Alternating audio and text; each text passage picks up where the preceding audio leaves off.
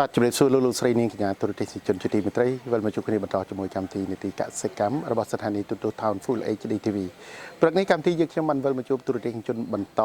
ដែលកម្មវិធីមកជួបជាមួយសិក្ខាកាមដែលបានទទួលការបណ្ដុំដាលពីសាលាកសិករក្តីសង្ឃឹមយកមកអនុវត្តដូច្នេះសូមអញ្ជើញតាមដានទស្សនាពីកម្មវិធីជាបន្តបាទជំរាបសួរបាទជួបបងស្រីជាបន្តទៀតហើយបងស្រីថ្ងៃនេះមកជួបសម្ភាសជាមួយបងពាក់ព័ន្ធជាមួយនឹងការចិញ្ចឹមត្រីអណ្ដែងវិញម្ដងបាទទូរទស្សនិកជនពីព្រោះបងស្រីបន្ទាប់ពីបានជួបមកជួបសិក្សាពីសាលាកសិករក្តីសង្ឃឹមហើយគាត់អនុវត្តទៅលើការចិញ្ចឹមត្រីពីព្រោះមកសិក្សាលើវគ្គចិញ្ចឹមត្រីពិសេសបាទចិញ្ចឹមត្រីពិសេសអញ្ចឹងចេះគ្រប់ត្រីអីក៏ដោយឲ្យតែត្រីគឺអាចចិញ្ចឹមបានទាំងអស់ចាអរគុណបងថ្ងៃនេះចង់ឲ្យបងបញ្ចេញនៅអ្វីដែលជាបទពិសោធន៍ខ្លះដែលបងបានទទួលពីសាលាហើយយកមកអនុវត្តគឺការចិញ្ចឹមត្រីអណ្ដែងបងណាការចិញ្ចឹមត្រីអណ្ដែងបងគិតថាមានភាពងាយស្រួលការលំបាកយ៉ាងណាទេបើប្រៀបធៀបទៅនឹងត្រីដូចជាត្រីប្រានិងត្រីឆ្ដោនេះពេលកន្លងមកដែលកម្មវិធីធ្លាប់បានធ្វើសម្ភាសជាមួយបងចាត្រីអណ្ដែងស្រួលចិញ្ចឹមជាងត្រីប្រាទៅឆ្ដោស្រួលជាងទៀតបងណាប៉ុន្តែរឿងចាប់លក់បន្តិចពិបាកទីផ្សាររឿងយ៉ាប់មកពីមូលហេតុអីបងមកពីមិនសូវមានអ្នកចូលចិត្តញ៉ាំឬមួយយ៉ាងម៉េចឬមួយក៏តាមពិតត្រីអណ្ដែងគេចូលចិត្តញ៉ាំប៉ុន្តែគ្រាន់តែខ្លាចគីឡូទីផ្សារវាឲ្យតម្លៃយើងវាទាបពេកចាទីផ្សារទាបបាទពាក់ព័ន្ធជាមួយនឹងការចិញ្ចឹមត្រីនេះបងទៅចាប់ផ្ដើមត្រីទាំង3មុខនេះទេបងណាចាបាទហើយក្រៅពីនោះមានគោលបំណងថាបងចំជាប្រភេទត្រីកាបអីបន្ថែមទៀតទេបើសិនបើយើងមានលទ្ធភាពចង់ដែរគឺអាចចិញ្ចឹមបាននេះបើសិនបើយើងមានស្រះឬមួយក៏មានលទ្ធភាពនៅក្នុងការផ្ដល់ពូជអីចឹងណាបងចិញ្ចឹមបានណាពីព្រោះយើងយល់ពីការចិញ្ចឹមត្រីហើយចាបាទអរគុណជាមួយនឹងត្រីអណ្ដែងនៅពេលយើងចិញ្ចឹមលក់ទៅកាន់ទីផ្សារបានរយៈពេលប្រហែលថ្ងៃដែរបងប្រហែលខែដែរចាប់ពី4ខែទៅ4ខែអាចលក់បានណា3ខែ4ខែអាចធំជ្រុលផងអ្នកខ្លះគេចង់បានអាទូចអា6 1គីឡូ7 1គីឡូអីចឹងយើងអាចលក់បានបាទហ្នឹងគេវាបន្លំជាមួយនឹងត្រីធម្មជាតិដែរទូចអ្នកខ្លះទូចគេហូបទៅវាឆ្ងាញ់ទោះបីត្រីចិញ្ចឹមមែនតែវាស្វិតល្អព្រោះយើងឲ្យត្រឹមត្រូវចំណីវាមានវីតាមីនល្អពាក់ព័ន្ធជាមួយនឹងការចិញ្ចឹមត្រីអណ្ដែងនេះបងស្រីគិតថាទីផ្សារនៅតែអញ្ចឹងរហូតនៅក្នុងតំបន់ហ្នឹងឬមួយយ៉ាងម៉េចយើងគិតថានឹងមានភាពល្អប្រសើរទេតាមអ្វីដែលបងបានធ្លាប់ដឹងព័ត៌មានប្រឡងមកនៅក្នុងការចិញ្ចឹមត្រីដៃនេះ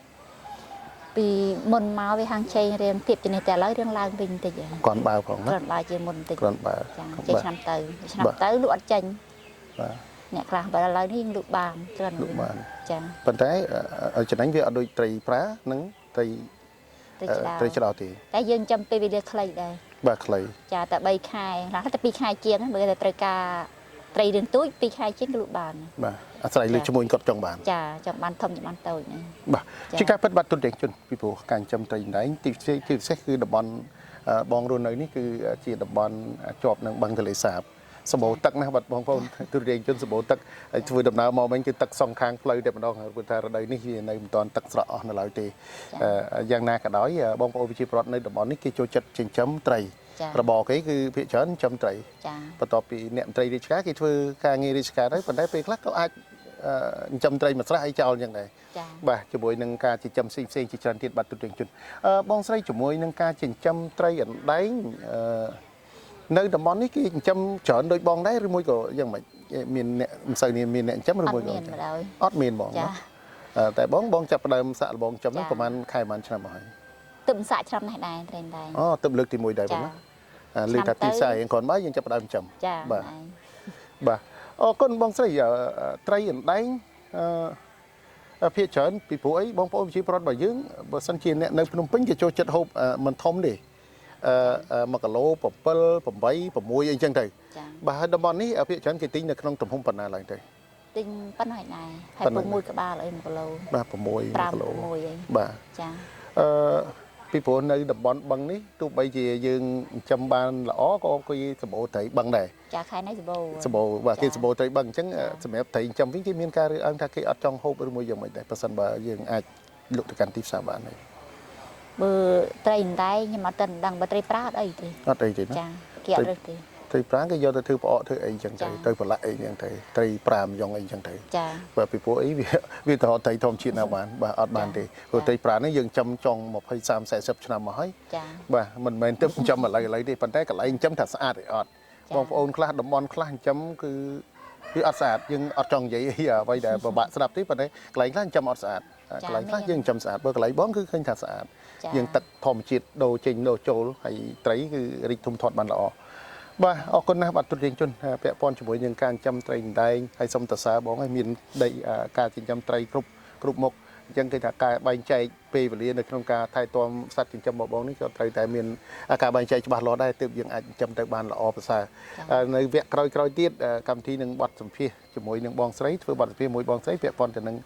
ងពហុជំនាញថាតើយើងមានពេលអីគ្រប់គ្រាន់ហើយគាត់ចេះបែងចែកពេលវេលាយ៉ាងណាដើម្បីអាចថែទាំត្រីចិញ្ចឹមរបស់យើងបានដល់ច្រើនមុខទីមួយជាមេផ្ទះប្រចាំគ្រួសារ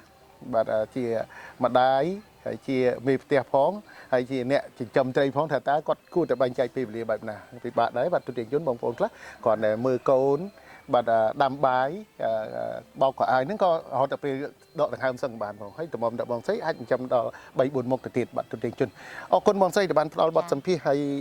មានម្ដាមបញ្ញាអ្វីខ្លះដើម្បីផ្ដល់បញ្ញាដល់ទូទាំងជនរបស់យើងជាពិសេសបរិវត្តដែលមិនទាន់បានមានមុខជំនាញអ្វីនៅឡើយដើម្បីជីវភាពគ្រួសាររបស់ពួកគាត់ ចាបើស្ត្រីយើងគូតែបែងចែករ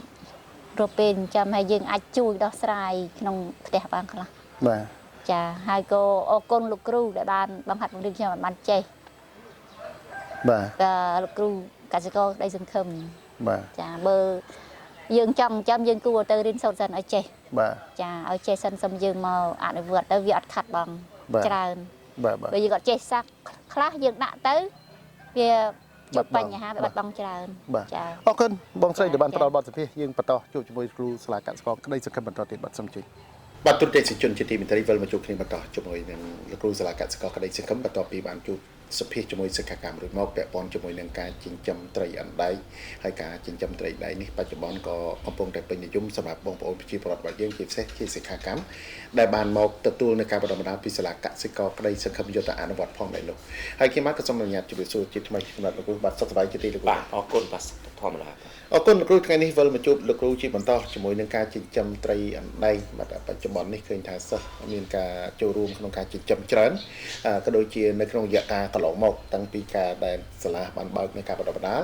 លដល់សិក្ខាកម្មដែលបានមកទទួលការសិក្សាហើយនៅក្នុងនោះក្រៅពីត្រីអណ្ដែងក៏មានត្រីចម្រុះទូទៅក៏សាលាមាននៅក្នុងការបង្ហាត់បង្រៀនផងដែរហើយជាពិសេសគឺពាក់ព័ន្ធទៅនឹងការចិញ្ចឹមសត្វលើគោកនៅក្នុងទឹកផងដែរនោះដោយឡែកសម្រាប់ការចិញ្ចឹមត្រីអណ្ដែងនេះទៀតសោតលោកគ្រូដោយសារតែបច្ចុប្បន្ននេះសិស្សកំពុងតែពេញនិយមនៅក្នុងការជ្រើសរើសយកក្នុងការចិញ្ចឹមចំពោះការចិញ្ចឹមត្រីអណ្ដែងនេះយើងសម្រាប់សាលាវិញតើបណ្ដុះបណ្ដាលនៅក្នុងវគ្គអីដែរដែលសិក្ខាកម្មអាចយកទៅចិញ្ចឹមបានជាពិសេសគឺការចិញ្ចឹមត្រីអណ្ដែងនេះផងដែរបាទអរគុណសុភ័ត្រាសម្រាប់វគ្គចិញ្ចឹមត្រីអណ្ដែងបងប្អូនដែលគាត់ថាគ្មានលទ្ធភាពទៅរៀនឯកទេសត្រីទេបងប្អូនគ្រាន់តែរៀននៅវគ្គសត្វទូទៅក៏គាត់អាចចិញ្ចឹមត្រីអណ្ដែងបានដែរហើយបាទតែបើបងប្អូនចង់ស៊ីជម្រៅទៅលើការចិញ្ចឹមត្រីគ្រប់ប្រភេទបាទទាំងត្រីមានសកាត្រីអត់សកាត្រីមានផ្លោកត្រីអត់ផ្លោកគ្រប់ប្រភេទនៃចរិតរស់នៅរបស់ត្រីបងប្អូនគួររៀនទៅលើឯកទេសត្រីបាទពាក់ព័ន្ធនឹងឯកទេសត្រីដែលលោកគ្រូបានធ្វើការជម្រាបជូនអញ្ចឹងទាំងអស់ទាំងត្រីមានសកាអត់សកាហើយយើងអាចនឹងចេះបង្កាត់ពូជត្រីខ្លួនឯងទៀតបាទសម្រាប់វគ្គឯកទេសត្រីនេះគឺផ្ដល់កសិករឲ្យមានចំណេះច្រើនទាំងយុទ្ធសាស្ត្រនៃការរបៀបនៃការរៀបចំទីតាំងចិញ្ចឹមលក់វល់ជុំវិធីសាស្ត្ររៀបចំស្រះឬក៏អាងបាទដើម្បីបន្លាក់ទុនវិនិយោគរបៀបនៃការបង្កើតមុខរបរដោយគ្មានហានិភ័យវិធីសាស្ត្រក្នុងការចិញ្ចឹមត្រីតើយើងត្រូវសិក្សាប្រភេទត្រីណាខ្លះដែលវាអាចរស់ក្នុងត្រីជាលក្ខណៈអាងបានចឹងបងប្អូនសពថ្ងៃគាត់យល់ទេគាត់ចេះចិញ្ចឹមត្រីទៅប្រភេទត្រីខ្លះមិនត្រូវនៅក្នុងអាងបែរគាត់យកទៅចិញ្ចឹមក្នុងអាងបាទភេទត្រីខ្លះគាត់ត្រូវក្នុងស្រះត្រឹមតែទឹក8ទឹកសោះគាត់ទៅរៀបចំស្រះជម្រៅទឹក3ម៉ែត្រអីចឹងទៅអញ្ចឹងវាធ្វើឲ្យខាត់បងច្រើនបងប្អូនចូលរួមវគ្គសិក្សាតែ2ថ្ងៃនេះវាមានចំណេញច្រើនណាស់ពេលខ្លះត្រីខ្លះគ្រាន់តែរៀបចំទឹកតិចអាចចិញ្ចឹមបានត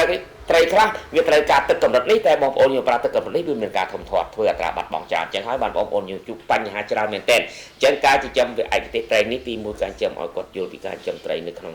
ស្រះបាទចិញ្ចឹមត្រីក្នុងអាងបាទប្រភេទត្រីណាដែលអាចចិញ្ចឹមក្នុងអាងបានប្រភេទត្រីណាដែលអាចចិញ្ចឹមក្នុងស្រះបានហើយប្រភេទត្រីណាដែលស៊ីសាច់ 100% ប្រភេទត្រីណាដែលស៊ីសាច់ភាគច្រើននិងស៊ីសាច់ភាគតិចហើយនឹងប្រភេទសាច់ត្រីណាខ្លះដែលវាស៊ីគ្រាប់ធញ្ញជាតិឬក៏ស៊ីបន្លែស៊ីស្លឹកជាអាហារអញ្ចឹងបងប្អូនរៀនចូលរួមវគ្គសិក្សានេះដើម្បីញែកត្រីចេញហើយយើងញែកហើយបន្ទាប់ពីយើងអ្នកដែលមានលទ្ធភាពតូចទៀតអ្នកដែលគ្មានលុយដើម្បីបង្កើតអាជីវកម្មត្រីទេតើត្រូវជ្រើសរើសត្រីណាដែលយើងចិញ្ចឹមតែមិនបាច់អស់លុយក្នុងការប្រើប្រាស់ចំណី អរគុណណាស់លោកគ្រូពាក់ព័ន្ធជាមួយនឹងការចិញ្ចឹមត្រីនេះដែលយើងងាកមកកាន់ការចិញ្ចឹមត្រីដែងនេះផងដែរនោះតើការចិញ្ចឹមត្រីដែងសិក្ខាកាមរបស់យើងឬមួយក៏កសិកររបស់យើងអាចជ្រើសរើសនៅក្នុងការចិញ្ចឹមលក្ខណៈបែបណាទៅលើការចិញ្ចឹមដូចជាការរៀបចំអាងឬមួយក៏អាងមូលអាងជ្រុងឬមួយក៏ក្នុងស្ថានភាពណាមួយខ្លះដែរបាទអរគុណសុភាសម្រាប់ការចិញ្ចឹមត្រីអណ្ដែងគ្រប់ស្ថានភាពគឺអាចចិញ្ចឹមបានបាទទី1ក្នុងអាងជ្រុងក៏បានអាងមូលក៏បានតែអ្វីបើសិនជាបងប្អូនគ្មានពេលវេលាទំនេរបងប្អូនអាចជ្រើសរើសចិញ្ចឹមអាងមូលតាមប្រព័ន្ធ Bio Aqua Filter ដែលខ្ញុំឲ្យឈ្មោះថា World បញ្ច្រាស់ចូលក្នុងដើមវាប្រើប្រាស់ពេលវេលាតិចតែគ្រាន់តែសម្រាប់ធ្វើបែបនេះបងប្អូនត្រូវមានទុនវិនិយោគមួយចំនួនដើម្បីធ្វើកិច្ចការជាមួយកិច្ចការមួយនេះហើយទី2ក៏បងប្អូនអាចចិញ្ចឹមនៅក្នុងស្រះបានត្រីហើយយើងបែងចែកតាមប្រភេទត្រីរបស់វាហើយតើរៀបចំស្រះបែបណាខ្លះហើយទី3ក៏បងប្អូនអាចចិញ្ចឹមត្រីអណ្ដែងនៅក្នុងស្រែស្រូវបានដែរបាទតើយើងចិញ្ចឹមបែបណាទី4បងប្អូនក៏អាចចិញ្ចឹមត្រីអណ្ដែងនៅក្រៅមុខភាពផ្សេងៗបានទាំងអស់អញ្ចឹងការចិញ្ចឹមត្រីអណ្ដែងនេះយើងឲ្យយល់អំពីអំបូរនៃត្រីអណ្ដែងពីព្រោះត្រីអណ្ដែងគឺយើងបែងចែកចេញជា3ប្រភេទពពួកត្រីអណ្ដែងអាហ្វ្រិកអណ្ដែងកូនកាត់និងអណ្ដែងទុនរបស់ខ្មែរយើងតើយើងត្រូវចិញ្ចឹមតាមរបៀបណាហើយលក្ខខណ្ឌគ្រាការគ្រប់គ្រងត្រីទាំង3ប្រភេទនេះវាមានត្រីខ្លះងាយត្រីខ្លះវាមានផលលំបាកអញ្ចឹងបងប្អូនមិនមែនឲ្យតែឃើញត្រី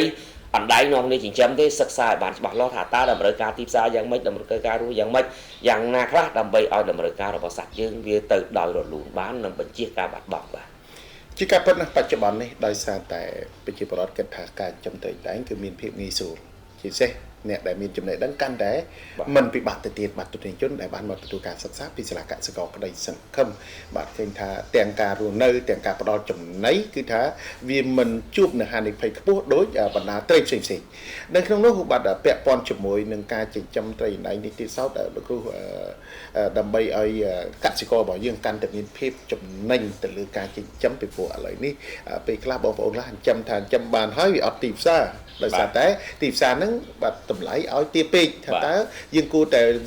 វិធីណាខ្លះក្នុងការចិញ្ចឹមដើម្បីឲ្យទោះបីតម្លៃទីផ្សារក្នុងកម្រិតណាយើងនៅតែលក់ទៅមានផលចំណេញសម្រាប់ប្រជាកសិករបាទចំណុចហ្នឹងហើយដែលខ្ញុំច្រើនតែនិយាយកសិកររបស់យើងគាត់ច្រើនតែលើកហេតុផលទី1គឺចំណីថ្លៃជារឿងមួយត្រឹមត្រូវដោយសារចំណីគឺជាទីផ្សារឧស្សាហកម្មមួយដែលគេចិញ្ចឹមសម្រាប់ឧស្សាហកម្មមិនមែនយកជាលក្ខណៈគ្រួសារខ្នាតតូចបើប្រើចំណីសម្រាប់ដែរនោះទេបាទយើងត្រូវចេះពីចំណីថ្លៃមកឲ្យជាចំណីមធ្យមឬពីចំណីមធ្យមមកពីចំណីទាបតើយើងត្រូវធ្វើបែបណាយើងត្រូវចេះការកែច្នៃអញ្ចឹងអាពាក្យថាកែច្នៃនេះគឺសំខាន់ណាស់បងប្អូនពុកម៉ែកុំនាំគ្នាធ្វើតាមគេអត់ទាន់បានទេបងប្អូនត្រូវសិក្សាពីលក្ខណៈជីវសាស្ត្រឲ្យបានហើយពាក្យថាបងប្អូនថាការចិញ្ចឹមឲ្យទីផ្សារគេមិនទទួលទិញជារឿងមួយត្រឹមត្រូវគេមិននឹងទិញបានបើសិនជាបងប្អូនមិនចេះរបៀបនៃការបង្កើតអាការចិញ្ចឹមត្រីទី1ត្រូវកាត់បន្ថយការបាត់បង់របស់ត្រីទី2ជំរឿនឲ្យត្រីបានធំធាត់លឿនទី3បរិមាណនៃការចិញ្ចឹមទី4រយៈពេលនៃការចិញ្ចឹមរយៈពេលខ្លីអញ្ចឹងវាមានការងារច្រើនណាស់ដែលធ្វើឲ្យតម្លៃត្រីសាក់មមូលជាមួយតម្លៃទីផ្សារបងប្អូនត្រូវចូលរៀនដើម្បីបងប្អូនយល់ពីរបៀបនៃការផ្ដើមឡើងធ្វើយ៉ាងម៉េចឲ្យទីផ្សារគេទទួលទិញរបស់យើងហើយយើងដើរតាមទីផ្សារបាននោះបាទពីព្រោះទីផ្សាររងចាំតែទទួលទិញរបស់យើងក៏ប៉ុន្តែបើសិនជាយើងផលឡើងទៅលើទីផ្សារខ្ពស់ពេកវាមិនអាចទៅរួចទេដោយសារបងប្អូនខ្លះគាត់ចិញ្ចឹមត្រីអណ្ដែងនេះជួនកាលចំនួនបាត់បង់អត្រាបាត់បង់ខ្ពស់បាទធំធាត់យឺតបាទអត្រាសាច់មិនល្អបាទហើយគុណភាពក៏អញ្ចឹងហើយចំណែកការគ្រប់គ្រងទឹកវិញបងប្អូនការចិញ្ចឹមត្រីដែងបើខ្ញុំឮគាត់ឮសូរតែគាត់ងាកដូរទឹកងាកផ្លាស់ទឹកអញ្ចឹងការចិញ្ចឹមយើងត្រូវយល់អំពីកំហាប់ទឹកថាតើកំហាប់ទឹកកម្រិតណាទើបយើងផ្លាស់ប្ដូរត្រីបានដើម្បីយល់អំពីកំហាប់សារធាតុទឹកផ្សេងក្នុង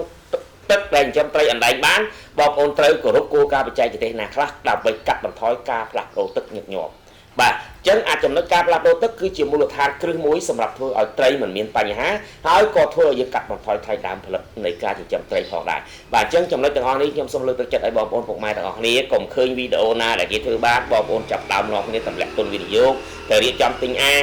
បាទរៀបចំធ្វើអាងទិញកស៊ូដំឡើងជាតង់ទិញតង់ដំឡើងជាអាងចិញ្ចឹមត្រីវាមិនផលលំបាកទេការទិញកូនត្រីការទិញចំណីមកចិញ្ចឹមតែអ្វីដែលផលលំបាកគឺការគ្រប់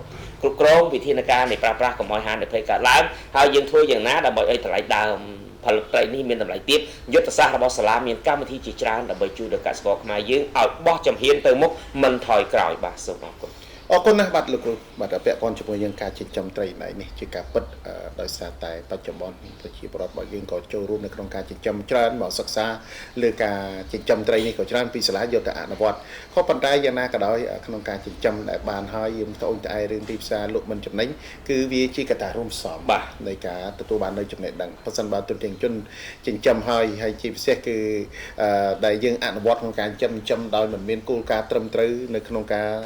រផលិតជាចំណីឬមួយក៏ដូចដែលលោកគ្រូបានលើកឡើងអំពីការផ្លាស់ប្ដូរទឹកក៏ជាកត្តាដែលនាំឲ្យខាត់បងនៅថវិកានៅក្នុងរយៈពេលនៃការចិញ្ចឹមលក់ទៅកាន់ទីផ្សារនេះផងដែរយ៉ាងណាមិញអ្វីដែលកម្មវិធីតែងតែមកធ្វើបទសម្ភាសន៍ជាមួយលោកគ្រូគឺចង់បង្ហាញជូនដល់ទូទៅជនក៏ដូចជាសិក្ខាកាមទាំងអស់ឲ្យបានយល់បាទមុននឹងសម្រេចចិត្តធ្វើអ្វីមួយមិនថាជាការចិញ្ចឹមត្រីណៃនេះទាំងការចិញ្ចឹមសត្វលើគោកក្នុងទឹកគឺថាយើងត្រូវមានចំណេះដឹងជំនាញមិនគេហៅថាចំណេះដឹងនិងជំនាញដើម្បីយកទៅអនុវត្តទៅ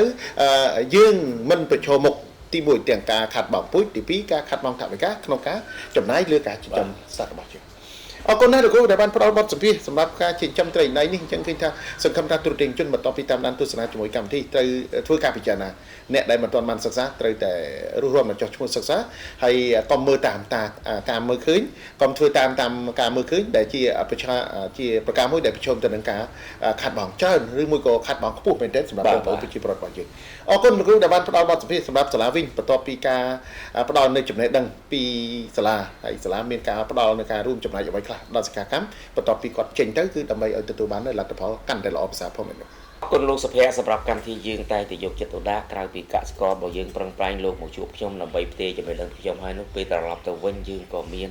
នការគុតគង់ទៅលើសម្ភារៈបាទសម្ភារៈប្រើប្រាស់លើការកែច្នៃចំណីសត្វគ្រប់ប្រភេទទាំងម៉ាស៊ីនវាយបំបែកឆ្អឹងកិនចំណីសូនចំណីម៉ាស៊ីនបំបែកគ្រាប់ធុញជាតិម៉ាស៊ីនបោចមាន់និងសម្ភារៈជាច្រើនទៀតដែលមាននៅក្នុងសាលារបស់យើងមានច្រើនសម្រាប់គុតគង់ដល់កសិករខ្មែរក្នុងនោះក៏មានថ្នាំសម្រាប់ព្យាបាល